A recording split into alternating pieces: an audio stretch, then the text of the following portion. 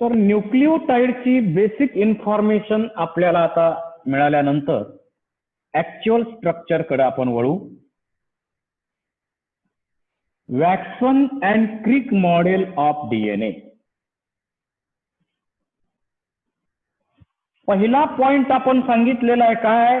It is a chain of many nucleotides hence called as polynucleotide chain. Polynucleotide chain because it is made up of many nucleotides. It consists of two strands. इथं nucleotide यांनी एक strand बनलं. दुसरं strand त्याला spirally twist झालेला आहे. Nucleotide म्हणजे दोन न्यूक्लियोटाइडच्या अशा चेन्स आहेत. त्यामुळं दोन स्ट्रँड आहेत आणि दोन्ही स्ट्रँड एकमेकामध्ये असे स्पायरली ट्विस्ट झालेले आहेत. जसं आपल्याकडे रोप असतो, दोर असतो, त्याच्यामध्ये जे धागे आहेत ते एकमेकामध्ये जसे स्पायरली ट्विस्ट होतात, तशा प्रकारे डीएनए मध्ये दोन स्ट्रँड आहेत आणि हे दोन्ही स्ट्रँड एकमेकामध्ये असे स्पायरली ट्विस्ट झालेत. आणि ही ट्विस्टिंग जी आहे हे हेलिकल स्ट्रक्चर आहे, ते असं राईट हँडेड आहे. आणि दोन्ही स्ट्रँड एकमेकाला स्पायरली ट्विस्ट असल्यामुळं इथं आपल्याला डबल हेलिकल स्ट्रक्चर दिसतं. So second point is it consist of two strands which are spirally twisted with each other to form double helical structure. Double helix is right-handed. आणि त्यामुळं काय होतं, इथं एक खाच तयार होते, ग्रूव तयार होते, जी डीप आहे. जी डीप असणारी खाच आहे ती साधारणतः 22 अँगस्ट्रॉम युनिट एवढ्या डायमीटरची आहे, एवढ्या लांबीची आहे. एवढ्या लांबीची जी खाच तयार होते त्या खाचेला, त्या ग्रूवला आपण म्हणतो मेजर ग्रूव.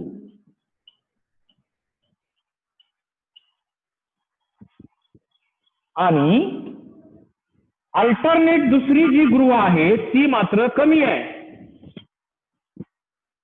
इथं 12 अँगस्ट्रॉम युनिट एवढ्या लांबीची ही दुसरी जी ग्रूव आहे तिला म्हणायचं minor groove. So due to double helical structure alternate major minor grooves are formed. Alternate major आणि minor grooves तयार होतात. आणि या grooves कशासाठी आहेत? Grooves are concerned with binding of histone protein. या हिस्टोन प्रोटीन या ग्रूव्ज मध्ये बाइंड झालेले असतात, त्याच्यासाठी ही साइट आहे. दी टू स्ट्रँड्स आर प्लेक्टोनेमिक म्हणजे सहजासहजी ते एकमेकाला टाइटली बाउंडेड असतात, सहजासहजी वेगळे होत नाहीत. परंतु जर हे डीएनए आपण 80 डिग्री सेंटीग्रेड 90 डिग्री सेंटीग्रेडला ठेवलं तर याच्यातले हायड्रोजन बॉन्ड ब्रेक होतात आणि दोन स्ट्रँड सेपरेट होतात. त्याला आपण म्हणतो डीनॅचरेशन ऑफ डीएनए. त्याला आपण डीनॅचरेशन ऑफ डीएनए म्हणतो. पण सहजासहजी वेगळे होत नाहीत म्हणून प्लेक्टोनेमिक आहे, ते टाइटली बाउंडेड आहे. One strand runs in 5' to 3' prime. आता 5' म्हणजे पहिल्या कार्बन ॲटमला, पाचव्या कार्बनला, पहिल्या पेंटो शुगरच्या 5व्या कार्बन ॲटमला काय जोडलेलं आहे? Phosphate group. त्याच्या पुढच्या तिसऱ्या, पाचव्या तिसऱ्या. म्हणून एक या स्ट्रँडचं डायरेक्शन कसं आहे 5' to 3''. आणि दुसरं स्ट्रँड जे आहे ते मात्र 3' to 5' आहे. म्हणजे पहिल्या शुगरच्या तिसऱ्या कार्बन ॲटमला नंतरच्या पाचव्या तिसऱ्या पाचव्या तिसऱ्या पाचव्या तिसऱ्या. So these two strands are anti-parallel with each other. हे दोन्ही स्ट्रँड एकमेकाला अँटी पॅरलल असतात. म्हणजे एक स्ट्रँड 5' to 3' डायरेक्शन न जाणार आणि दुसरं मात्र 3' to 5' डायरेक्शन न जाणार. दोन्ही एकमेकाला अपोजिट आहेत, अँटी पॅरलल आहेत टू मेंटेन दी पोलॅरिटी. त्यासाठी दी nitrogen bases of two strands are always paired. या दोन्ही स्ट्रँडचे नायट्रोजन बेसेस जे असतात त्यांच्यामध्ये निश्चित असं पेअरिंग असतंच. पेअरिंग त्याच्यामध्ये निश्चित आहे. कसं पेअरिंग आहे? जसं या स्ट्रँड कडे ऍडेनिन असेल तर ऍडेनिनचं पेअरिंग दुसऱ्या स्ट्रँडच्या थायमिन बरोबर होणार. So adenine pairs with thymine by 2 weak hydrogen bonds. Guanine pairs with cytosine by 3 weak hydrogen bonds. म्हणजे ऍडेनिनचं पेअरिंग थायमिन बरोबरच होणार किंवा थायमिनचं पेअरिंग ऍडेनिन बरोबरच होणार. ग्वानिनचं पेअरिंग सायटोसिन बरोबरच होणार. म्हणजे सायटोसिनचं पेअरिंग ग्वानिन बरोबरच होणार. आणि याच्यामुळं काय होतं? याच्यामुळं प्युरिन आणि पिरिमिडिन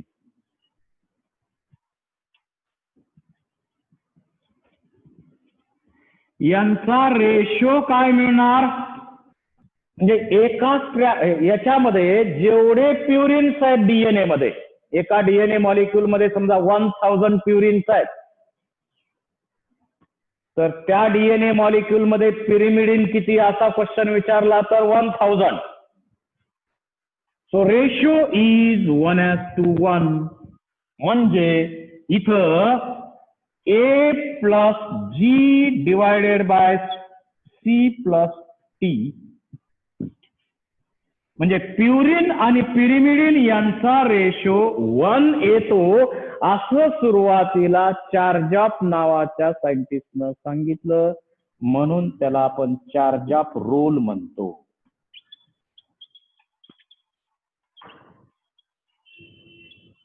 याला आपण चार्जॉफ रूल म्हणतो. Because ratio of purine and pyrimidine is 1:1. जेवढे प्युरिन तेवढे पिरिमिडिन आणि त्यांच्यामध्ये निश्चित पेअरिंग आहे. Adenine pairs with thymine by 2 weak hydrogen bonds or thymine pairs with adenine by 2 weak hydrogen bonds.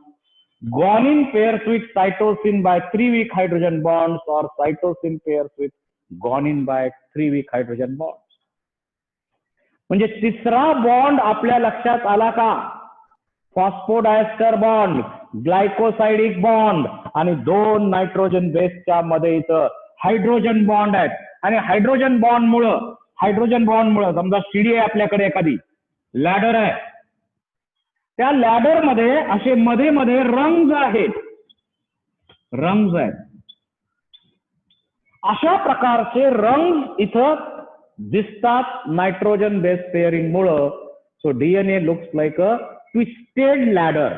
अशी ट्विस्ट केलेली लॅडर असंही डीएनए ला तुम्ही म्हणू शकता. त्यानंतर vertical distance of each turn off coil. एक कंप्लीट कॉइल विचारात घ्या. ही कंप्लीट टर्न आहे, हा निम्मा टर्न आहे, हा निम्मा टर्न आहे. एक इथून सुरुवात केल्यानंतर निम्मा झाला, पुन्हा निम्मा झाला. एक कंप्लीट टर्न जर विचारात घेतला त्याला पिच अँगल असंही नाव दिलेलं आहे.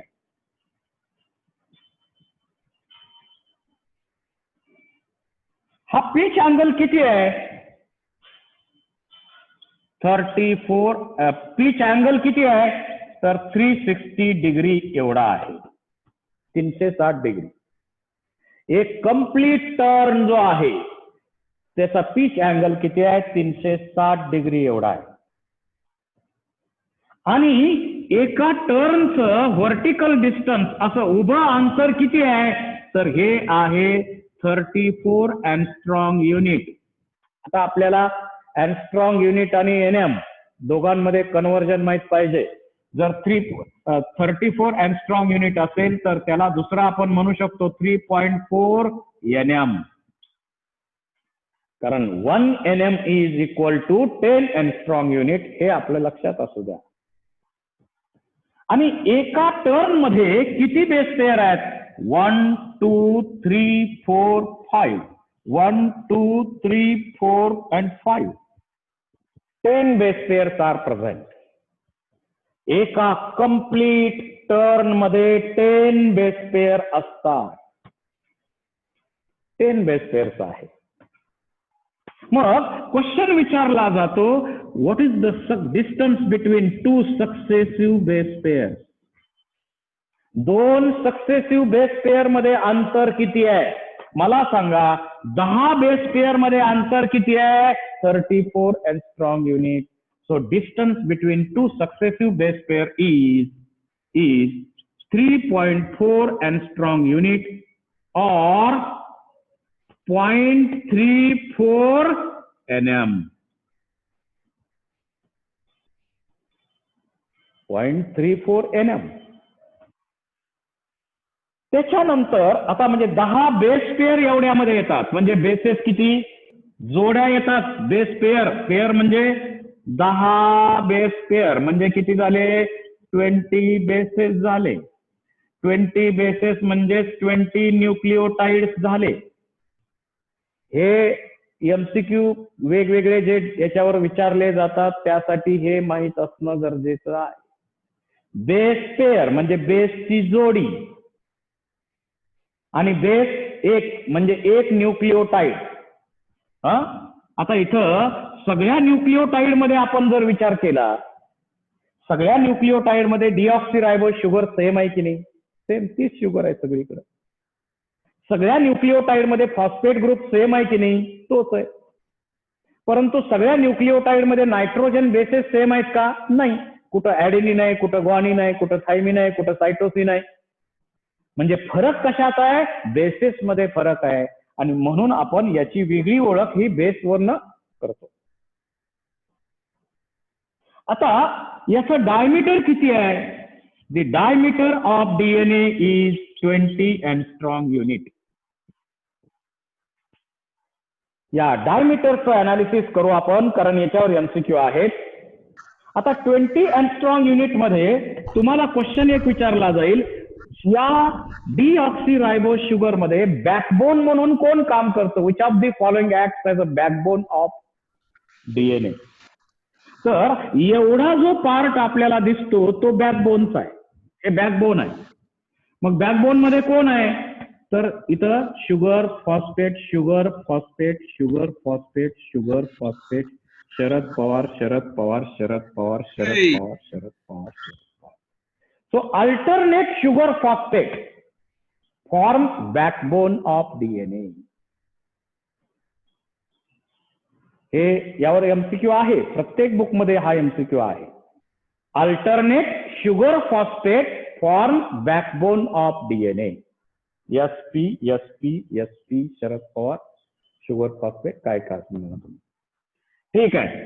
आता हे जे बॅकबोन आहे किती आहे? बॅकबोन आणि इकडे एक बॅकबोन आहे, इकडे एक बॅकबोन आहे.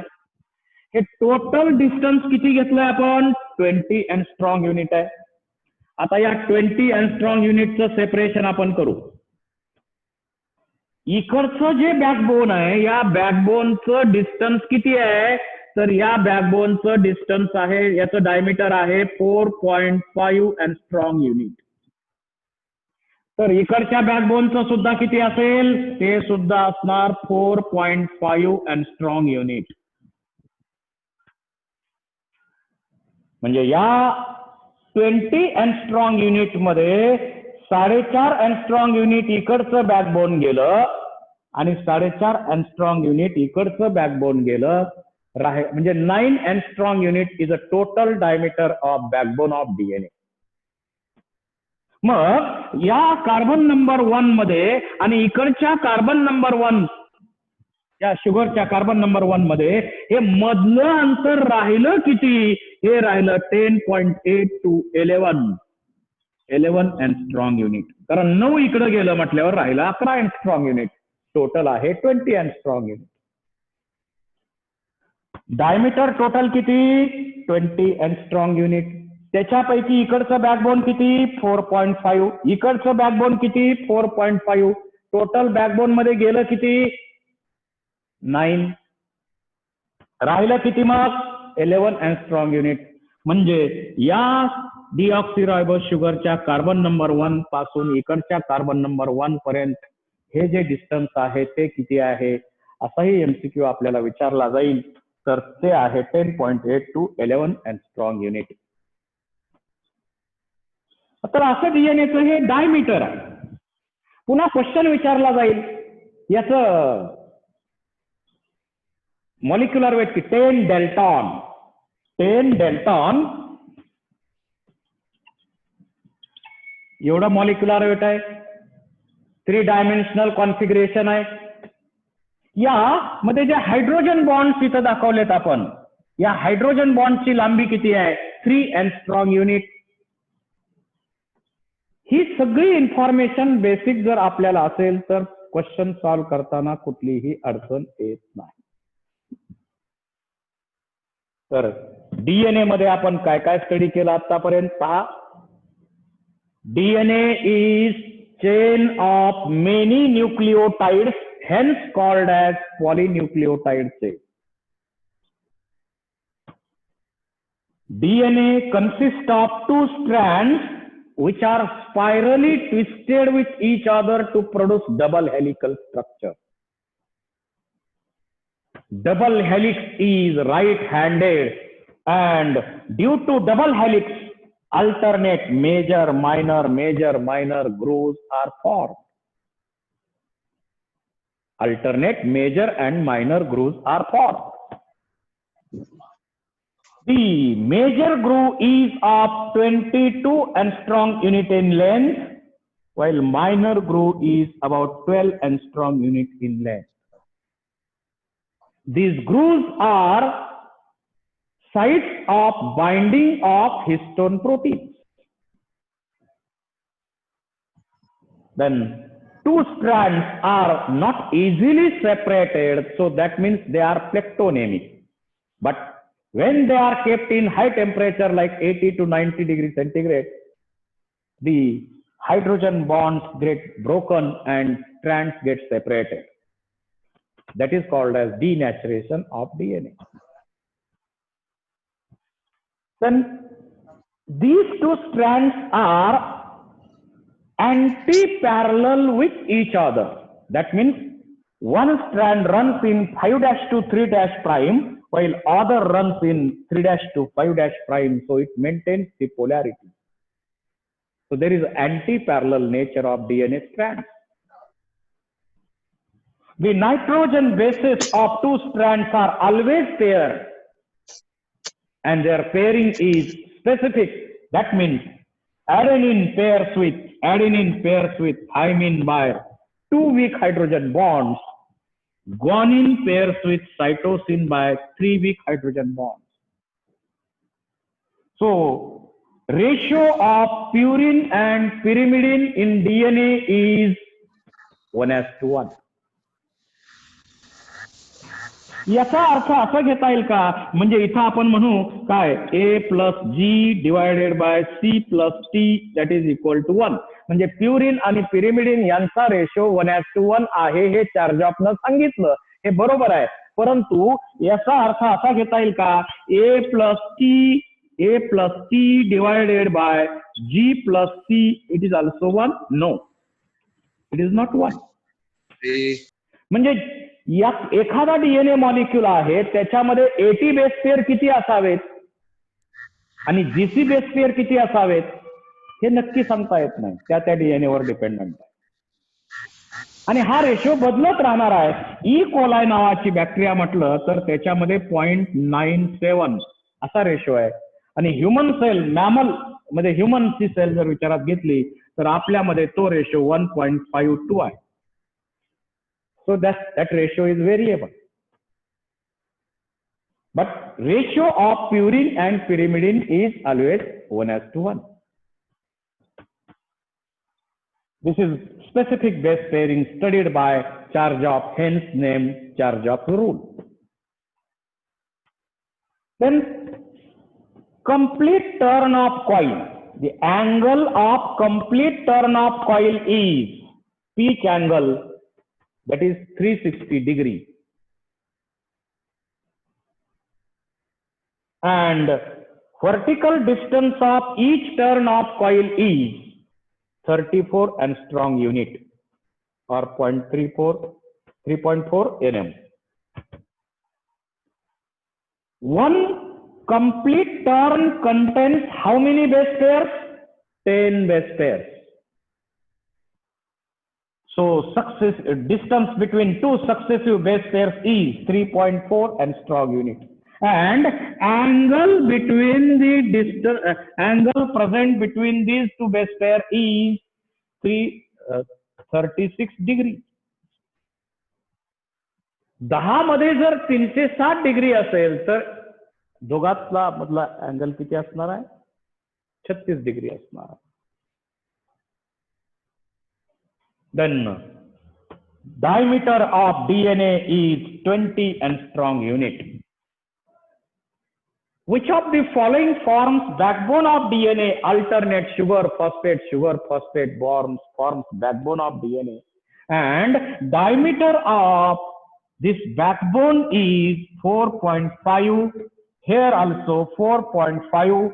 So diameter of DNA, diameter of this backbone is 4.5 plus 4.5 angstrom unit. Then distance between carbon number 1 of this sugar to distance between this carbon number 1 of this sugar, that is 10.8 to 11 angstrom unit.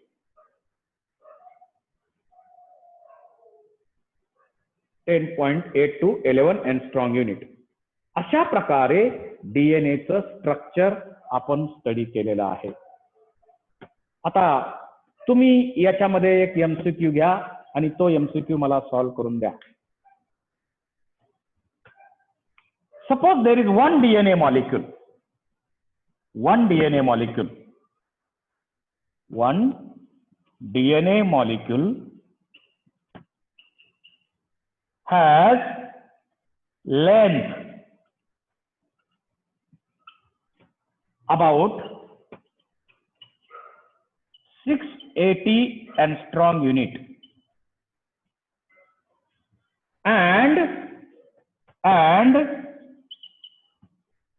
ratio of A double bond T and G triple bond C base pair is 1:1. That means 50%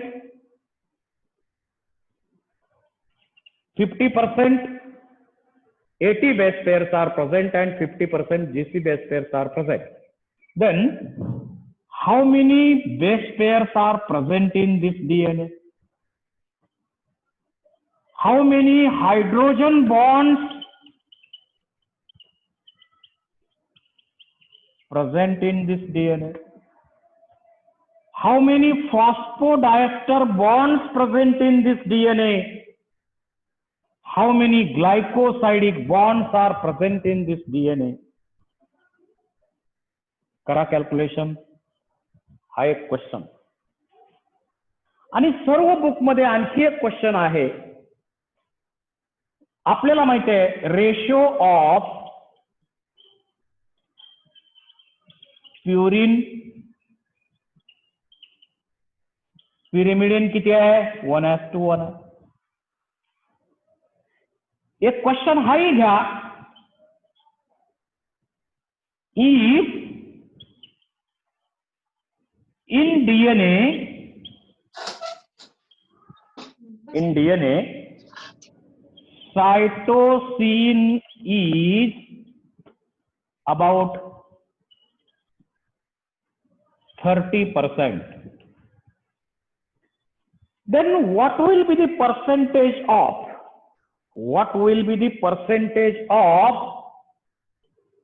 guanine, adenine, thymine, etc.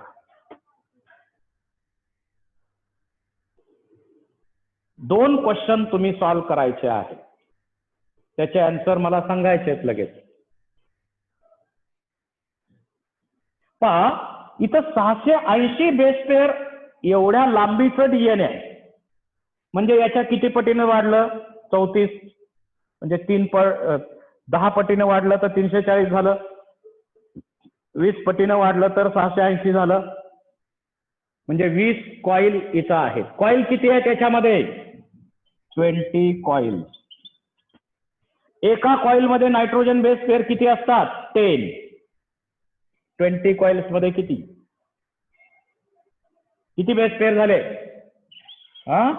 200 base pair झाले का? कारण